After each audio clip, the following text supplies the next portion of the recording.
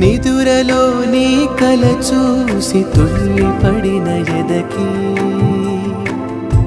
ఏ క్షణం ఎదురవుతావో జోల పాటవై